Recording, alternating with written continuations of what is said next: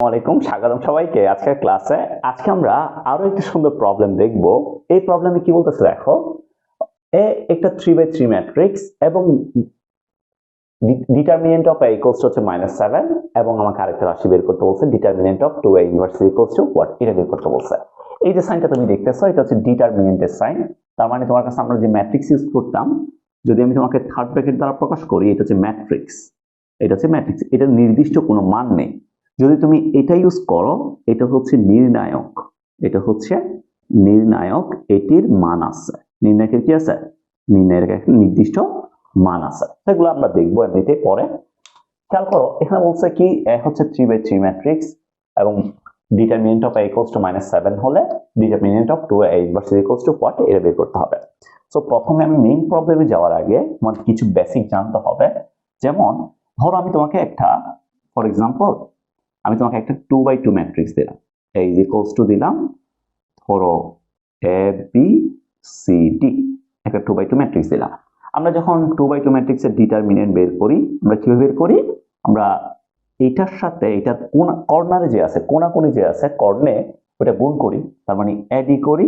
তারপর হচ্ছে বিসি গুণ করি, এডি আর বিসি গুণ করি। এডি থেকে আমরা বিসি বাদ দিই, এডি থেকে আমরা কি বাদ দিই? বিসি বাদ দিই। তাহলে এটা হচ্ছে আমরা 2/2 নির্ণায়কের একটা মান বের করছি। এটা 2/2 নির্ণায়কের মান বের করছি।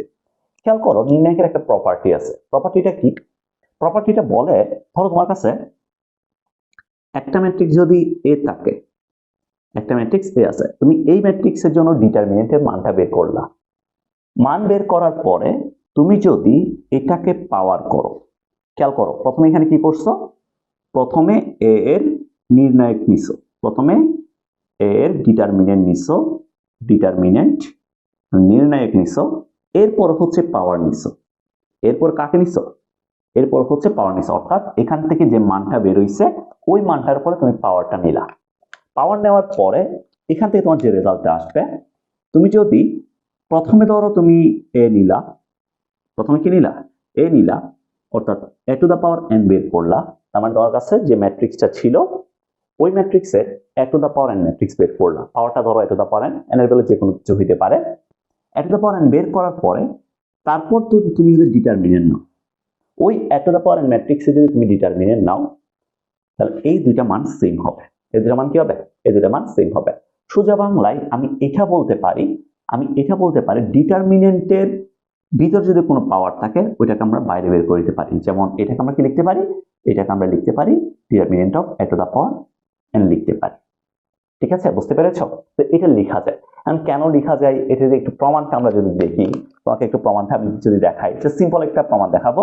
খেয়াল করো, ধরো তোমাকে একটা, তুমি হচ্ছে 2/2 ম্যাট্রিক্স নাও, একটা 1 2 3 4 1 2 3 4 একটা 2/2 ম্যাট্রিক্স নিলাম। এখান থেকে তুমি ডিটারমিনেন্ট অফ এ বের করো। এ সমান কত আসবে? 1 into 4 মানে হচ্ছে তোমার 4, 3 into 2 মানে হচ্ছে 6, তাহলে 4 minus 6 -2 আসবে, রাইট? -2 আসবে। এখন তুমি যেটা করো হচ্ছে, ধরো আমি এটা প্রমাণ করতে চাচ্ছি, ফর এক্সাম্পল আমি প্রমাণ করতে চাইতেছি determinant of A whole square equals to A square, এটা প্রমাণ করতে চাইতেছি। তাহলে ভাইয়া এখান থেকে determinant of A whole square মানে কত আসবে বলো তো? এখান থেকে কত আসবে? সুতরাং আমরা এখান থেকে বলতে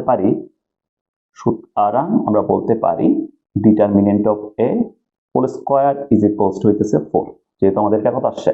-2 আসছে। ডিটারমিনেন্ট অফ এ সমান কত আসছে? -2 আসছে, তাহলে -2 হোল স্কয়ার মানে 4 আসবে। এখন তুমি দেখো তোমার এরপরে দরকার কাকে?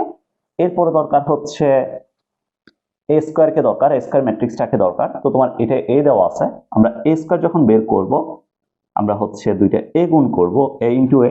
তো ভাইয়া এ ইনটু এ যদি করি, 1 2 3 4 ইনটু 1 2 3 4 ইনটু 1 2 3 4 1 2 3 4, ওকে? তাহলে এখান থেকে কি পাইতেছি দেখো তো, এখান থেকে কি পাইতেছি? আমি যদি গুণ করি তাহলে 1 + 1, এরপর হচ্ছে 2 + 3, sorry 1 into 1 1 into 1 plus 2 into 3, এরপরটা কত পাবো? 1 into 2 plus 2 into 4, 2 into 4 এটা পাবো। তারপরে কত? 3 into 1 4 into 3, এরপর হচ্ছে 3 into 2 4 ইন্টু 4, এটা হচ্ছে 4। তাহলে আমরা ম্যাট্রিক্সটা গুণ করলে এই রেজাল্টটা পাবো। এখন ভাইয়া এই জায়গায় তুমি খেয়াল করো কত পাইতেছো, এদিকে হচ্ছে 1, এদিকে হচ্ছে 6, তাহলে 7, এদিকে কত 2, এদিকে হচ্ছে 8, তাহলে 11, সরি 10, 4 দুগুণে 8, 8 এর 2 এ 10, এবার 3, আর এদিকে হচ্ছে 3 4 12, 15, তাইলে এদিকে কত 3 দুগুণে 6, 4 4 16, তাহলে 22, কত আসে 22 আসে। তাহলে এখন তুমি যদি এইটার ডিটারমিনেন্ট বের করো, খেয়াল করো, আমি যদি মড অফ এ স্কয়ার এখন বের করি তাহলে কত আসে, প্রথমে এটা গুণ করব, 7 ইনটু কত 7 into 22 minus minus minus 15 into কত 15 ইনটু 10 মাইনাস 15 ইনটু 10, তাহলে কত আসে দেখো তো, 7 দুগুণে 14, 14 4, 14 4, তারপরে কত 7 দুগুণে 14, হাতে আছে 1, তাহলে 154 আসে, রাইট। 7 দুগুণে 14, 14 4, হাতে আছে 1, ঠিক আছে 154 আসবে। আর এখান থেকে 15 ইনটু 10 করলে 150, তাহলে রেজাল্ট কত আসছে, রেজাল্ট আসছে 4। তাহলে দেখো তো এই রেজাল্টটা আর এটা কি সেম কিনা, এটা সেম। তাহলে আমরা ডিটারমিনেন্টের ভিতরে যদি কোনো পাওয়ার থাকে এটাকে আমরা কি করতে পারি, এটাকে আমরা বাইরে বের করে দিতে পারি, এটা প্রমাণ করে দিলাম। এবার আসো আমরা যে প্রবলেমটা করতে চাইতেছি ওই প্রবলেমটাতে আসো। সো প্রবলেমটাতে বলতেছে কি, প্রবলেমটাতে তোমার একটা ম্যাট্রিক্স এ দেওয়া আছে যেটা একটা 3/3 ম্যাট্রিক্স, এবং এই ম্যাট্রিক্সের ডিটারমিনেন্টের মানটা দেওয়া আছে। তোমাকে আরেকটা ডিটারমিনেন্ট বের করতে হবে যেটা ম্যাট্রিক্স হচ্ছে 2a, এটার ইনভার্স 2a ইনভার্স। সো এখানে ইনভার্স দেখে অনেকে হচ্ছে ইনভার্স ম্যাট্রিক্স মনে করো, এটাকে ইনভার্স ম্যাট্রিক্স মনে করার দরকার নাই। আসলে আমরা এই জিনিসটাকে এইভাবে চিন্তা করতে পারি কিনা দেখো তো, এই জিনিসটাকে যেহেতু পাওয়ারটা কত -1, তাহলে আমি এই জিনিসটাকে আমরা জানি ডিটারমিনেন্টের ভিতরে যদি কোনো পাওয়ার থাকে এটাকে আমি বাইরে বের করে দিতে পারি, তাহলে আমি জিনিসটাকে এইভাবে চিন্তা করতে পারি, রাইট। তো এটা তো একটা মান ভাইয়া, ডিটারমিনেন্ট একটা মান না, এটাকে ইনভার্স করতেছি, এই মানটাকে আমরা কি করতেছি ইনভার্স করতেছি, তাহলে এটা মানে কত 1/, তাহলে আমরা লিখতে পারি এই মানটা 1/, কি এই মানটা লিখতে পারি না 1/, এই মানটা। তাহলে দেখো তুমি যদি 2a এর ডিটারমিনেন্ট বের করতে পারো দেন ওটাকে যদি 1/, করে দাও তাহলে তোমার এই মানটা চলে আসতেছে, এই মানটা তোমার চলে আসতেছে। তো আমরা যেটা করব এখন এই 2a ডিটারমিনেন্টের মানটা বের করতে হবে। কেমনে বের করব, তো যেহেতু আমাদের আসলে 2a দেওয়া নাই, প্রথমে আমরা এই যে a ম্যাট্রিক্সটা দেওয়া আছে এটা থেকে 2a ম্যাট্রিক্সটাকে পয়দা করব। খেয়াল করো, তাহলে আমরা a সমান ধরে নিয়ে যদি 3/3 ম্যাট্রিক্স, a সমান ধরে নিলাম ধরো a b c d e f g h i, এটাতে একটা 3/3 ম্যাট্রিক্স, আমি a সমান ধরে দিলাম একটা 3/3 ম্যাট্রিক্স। এরপর আমার দরকার কাকে, আমার 2a কে দরকার, রাইট। তো আমি যদি a ম্যাট্রিক্সের সাথে 2a কে গুণ করি, a ম্যাট্রিক্সের সাথে যদি 2a কে গুণ করি, আমরা জানি কোন একটা ম্যাট্রিক্সের সাথে কোন একটা স্কেলার গুণ করা মানে ওই ম্যাট্রিক্সের প্রত্যেকটা ভুক্তির সাথে গুণ করা।